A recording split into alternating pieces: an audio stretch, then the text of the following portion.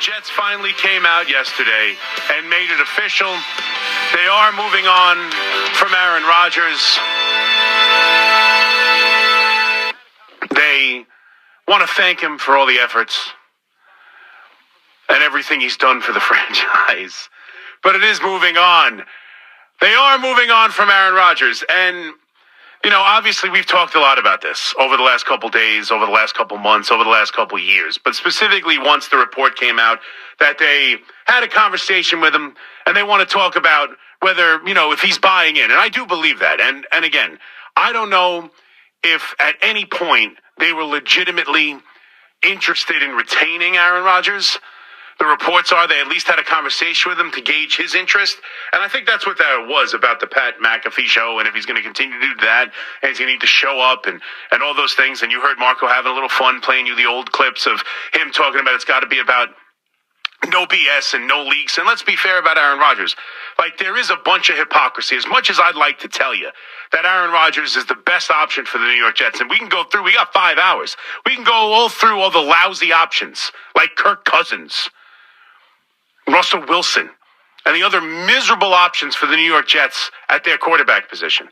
But there is no doubt there is an inherent nature of hypocrisy in what Aaron Rodgers says he wanted to bring to the New York Jets and what he actually brought to the New York Jets, and making about football as opposed to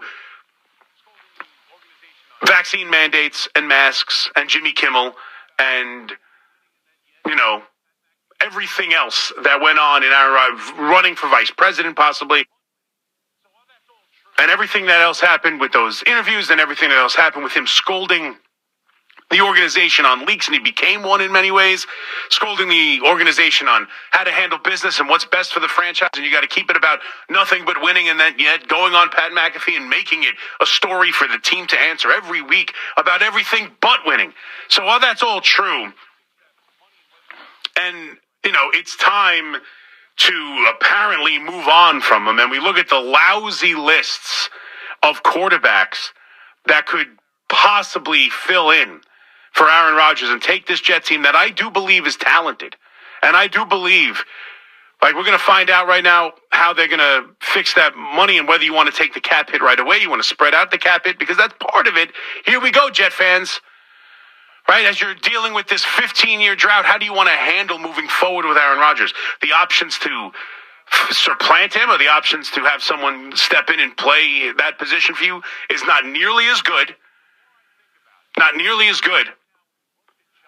And you got a cap hit you're dealing with, and you could try and split it out over time. You can try and bite the bullet and this really throw a wrench into building the team this year with a $40+ million cap hit and be done with it. There's not a lot of good options. But you know what? The more I think about it, and especially now when you work the Giants into the conversation, because obviously both these two teams now don't have a quarterback. There is no quarterback between both of these teams. You've got Tyrod Taylor and you've got Tommy DeVito, the two quarterbacks in New York right now. That's the situation we find ourselves in. And for the Giants, a lot of the noise around what they should do at the quarterback position makes absolutely no sense to me. And Matthew Stafford makes absolutely zero sense for me in the New York Giants. And if you heard the crazy report that Colin Cowherd, of all people, came out with today, and the idea that the Rams would be interested in the third overall pick from the New York Giants, that they want to get that third pick back from the New York Giants, trade that pick, acquire a bunch of more picks, bring in Aaron Rodgers to quarterback the Rams for a season, and then next year move heaven and earth if they can with all the picks they accrue from moving down from 3 this year and trying to attack the trade the top of the draft next year when the quarterback draft is supposed to be far better. If you believe that crap, let me just tell you, I can't tell you about the Rams. Let me tell you about the New York Giants. If the New York Giants do anything else with the third pick besides acquire or help acquire a young quarterback, I'm going to lose my mind. I don't think Stafford makes any sense for the New York Giants. I don't think they're in a position to do it. I think the minute you bring in Stafford is a quarterback who you think you can win with over the next year, 2, 3 years. I don't know if you can, if you believe he can. I think he believes he can. Right now, you listen to Schefter. He believes that the Rams and Stafford are trying to make a deal and get together. There is a chance he could be traded. This is a guy who played very well last year, has still a lot of game. If it wasn't for the snow, I think there's a good chance he beats Philadelphia in the postseason. I wish it wouldn't have snowed that freaking day. That's how well he played in that game in the weather. That he made one bad throw, the final throw of the game, but otherwise he was driving to beat Philadelphia at the end of that game. He's obviously won a Super Bowl. He's a borderline, if not already found himself now that he's won a Super Bowl, into the Hall of Fame. But the New York Giants, we talk about this roster right now. They're in no position. No position. They've got to fix the offensive line now. I think they're in position to do that, but not if they're paying a quarterback the level of Matthew Stafford, and certainly not if they're trading away draft equity to get him. Like, this doesn't make any sense to me. So I'm going to propose something a little crazy here, because I'm hearing Matthew Stafford to the Giants, and we're getting rid of Aaron Rodgers with the Jets. I'll tell you this right now, for me, if they are now, and clearly they are, as they made a statement, and finally putting the book and closing the book rather on Aaron Rodgers, I think Matthew Stafford to the Jets makes a hell of a lot more sense, considering where their roster is, considering how many good young players they have, considering how they fixed their offensive line to a level. You got Fashion at tackle. You've got some, you're going to have, I believe, all four. You're going to have 5 returning starters at the offensive line, or at least 4 out of 5 returning starters to the offensive line. You've got a young, talented wide receiver. You've got the young, talented running back. And on defense, you're loaded. You just brought in a new coach who's talking about winning right now and building a culture. And I believe they're in a position right now where if you try to break it down, if you try at 7, they can't draft a quarterback. The other options are awful. You don't want to be in the middle and get some lousy quarterback who wins you just enough games to keep you from getting a quarterback next year, but not enough to actually end this playoff drought. I think it makes a hell of a lot more sense. Now, I wouldn't do it for the 7th pick. I wouldn't do it for, that kind of level first-round pick. But if the Jets can find a way to get Matthew Stafford in here, I think you could go about winning football games with Matthew Stafford. And this roster in the New York Jets, it makes far more sense to me that Matthew Stafford should be connected to that team in New York as opposed to the Giants, whose defense is got, Dexter Lawrence, Burns as the pass rusher, and not much else. A bunch of young kids in the defensive backfield.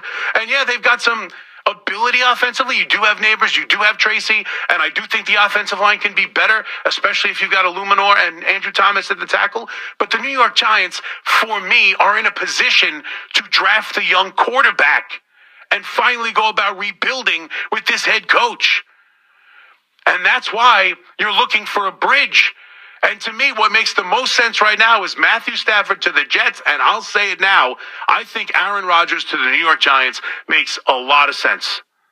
The more I think about it, as he said goodbye, and we're talking about the Matthew Stafford looking for the Rams looking for possibly getting the 3rd pick, to me, the New York Giants right now are finally in a position where they can draft a young quarterback at 3 at the top of this draft. And I do believe in Sanders or Ward. And if I can get one of them with that 3rd pick, even if I have to move up to 1 or 2, and Sanders is now meeting with Cleveland, the idea of him not wanting to go to Cleveland might not even be in the cards anymore. Maybe he'd be open to taking. Listen, he reacted on social media to a mock draft that had him going to the Raiders at 6, and he was like, "That's cap. I'm not going 6th." He doesn't want to fall too far in the draft. He doesn't. Right? And who knows what happens, and Cleveland might not be a spot he can afford to turn down. Who knows what the Giants do? Who knows what Tennessee does? You can't guarantee, and he doesn't want to fall too far in the draft. Maybe he's more open to Cleveland. I have no idea what's going to go on with that 3rd pick. All I know is it better bring them a quarterback, and I feel like this team is primed to get a veteran quarterback in here to play for 1 season. And that's the difference between Stafford and bringing in an Aaron Rodgers. Stafford is a guy moving forward. You bring in Stafford, you trade for Matthew Stafford. He's your quarterback for 2, possibly 3 years. You're going to bring him in here. You're going to rip up his contract. You're going to give him a new one. You're going to extend him to keep the number low. And he's your guy. And then with the third pick, you draft one of the two generational talents, right? You draft either Abdul Carter or you draft Hunter, and you go about building this team with Matthew Stafford and trying to turn yourself into what exactly over the next 2 or 3 years with an expensive 37-year-old quarterback. Like, I don't understand it at all. But if you bring in Aaron Rodgers, and right now, coming off a poor season, an injured season, all the controversy, not being wanted by the Jets. And what better way to stick it to the Jets if Aaron Rodgers is so inclined to do so? And you know what? I think he might be. He just bought property in New Jersey. You stay here. You join the Giants. It's a 1-year thing to resurrect your career. You have a stud wide receiver. You have two tackles and hopefully money enough to improve the offensive line. Bring in another wide receiver. You've got Tracy. You've got an ability to possibly put together an offense here. And yes, you'll be grooming a top pick. Drafting a quarterback with that third pick, either Sanders or Ward, bringing in Aaron Rodgers for a 1-year stopgap, moving forward, letting that young quarterback learn from a 4-time MVP and a Super Bowl champion, Aaron Rodgers, sounds a hell of a lot more appealing than giving up said pick or moving heaven and earth and bringing in an aging veteran and going that way for the foreseeable future. Because you know what? In this division with Washington and in this division with Philadelphia, I just don't think the Giants and Matthew Stafford are good enough to make noise. I'm looking to build this thing up. I'm looking to find the young quarterback I don't have to pay for a couple of years. I'm looking about establishing this roster without paying the quarterback. I'm looking to do what Seattle did. I'm looking to with Russell Wilson. I'm looking to do that formula that has been the tried and true best way, if you can find it, what Washington's going to go about doing for the next handful of years, what C.J. Stroud and the Texans are going to be able to do for the next few years, and not have to make a decision on a big contract for the quarterback for the next few years. And go about building this team and grooming a young quarterback with a coach who's done it before. And bringing in a Hall of Fame guy to lead him sounds a hell of a lot better than me than scrapping that plan and bringing a veteran quarterback to do what exactly? Scratch him and his wife's itch of having a new adventure? It just doesn't make any sense to me. I think these two quarterbacks, Stafford and Rodgers, since we're talking about them, Stafford to the Jets makes a hell of a lot more sense, and Rodgers to the Giants makes me feel a hell of a lot better than it does Matthew Stafford. As far as the Giants are concerned, that's a much better fit for me than scrapping plans of a rebuild and chasing what exactly with Matthew Stafford? Chasing 8-9 wins? The Jets are in a position to chase 8-9 wins and be done with this playoff drought. If any team in New York should be looking at Matthew Stafford, it should be the New York Jets, not the New York Giants. And the Aaron Rodgers caveat, just as a Giant fan, if I'm going to bring in a veteran quarterback, I'd rather bring in one that is a short-term answer, that I don't have any expectations of being the next guy here moving forward, which Stafford does, and I still want to draft this young quarterback. And who better to learn from than one of the smarter, headier, decorated, successful quarterbacks in the history of the NFL. The idea of the quick fix with the New York Giants is the exact wrong thing to do, and it's much more appealing to me with gangrene in the Jets.